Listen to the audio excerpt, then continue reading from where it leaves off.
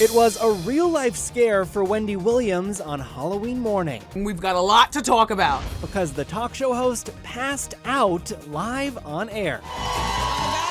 It's time for our How You Doing Halloween costume contest. We do it every year.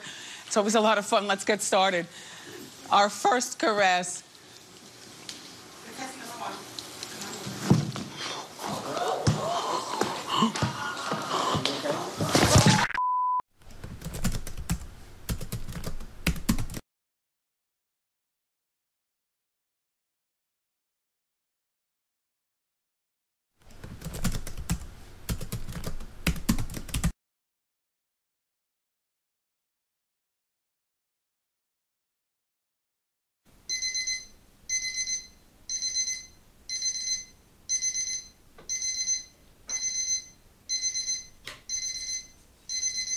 American, an aboriginal or one of the various copper-colored natives found on the American continent by the Europeans.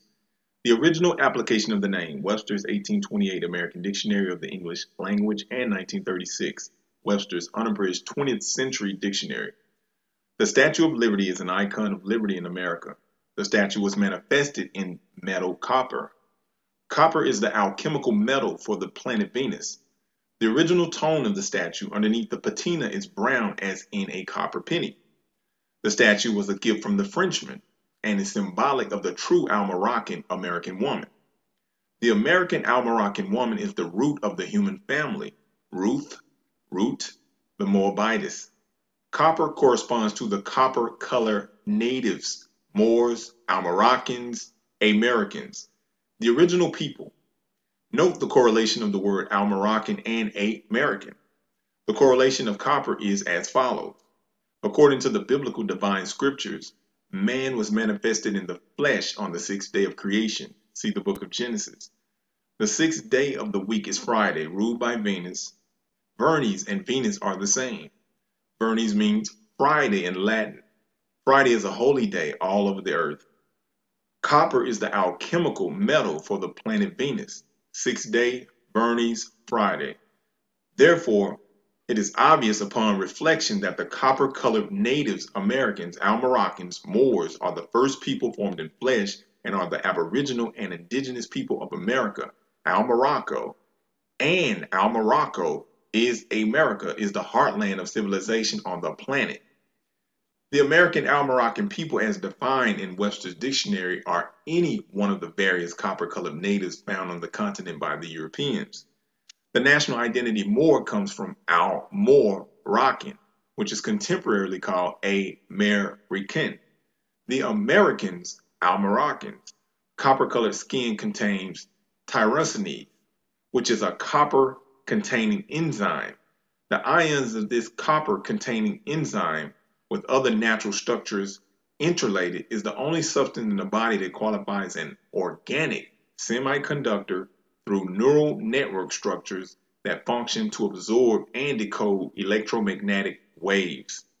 Moorish buildings were built with copper tops, roofs, and framings to conduct energy.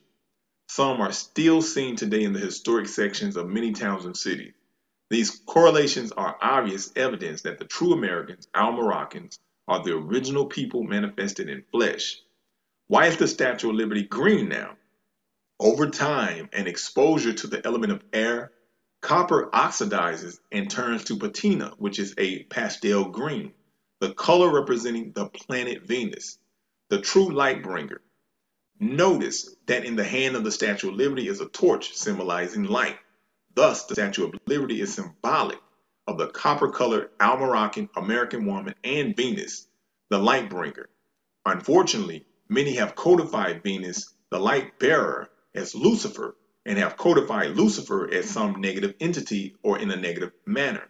In doing so, they have buried the truth about the woman and Venus, who rises as the morning star and the evening star. Lucifer, in its original translation into English, literally means light bringing or light bearer. Lucifer, it is Latin. The planet Venus, when it is in the morning star, so called from its brightness. Oldest bones found are called Lucy. Upon studying the word, as first, There was the Word, and the Word was with God, and the Word is God. See Holy Bible, Book of John. One finds that Lucy is light. Therefore, it is clear as to why the oldest bones found on the planet are called Lucy, being obviously the ancient Moabite woman, Ruth, symbolized by the Statue of Liberty, copper-colored American Al-Moroccan woman bearing the light in her right hand. The natural people, any one of the various copper-colored natives, are the natural bearers of the light and have an intimate relationship with the planet Venus and the six-day creation.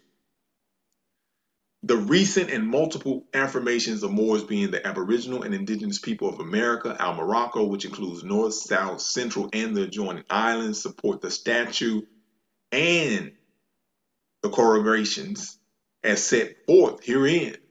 Thus, in this era of information that brings moments of knowledge and knowing, know the ledge or the ledger, that which is written or to be written, it is incumbent upon the Aboriginals to know the heritage and history of civilization, particularly in the heartland of civilization, Morocco, America.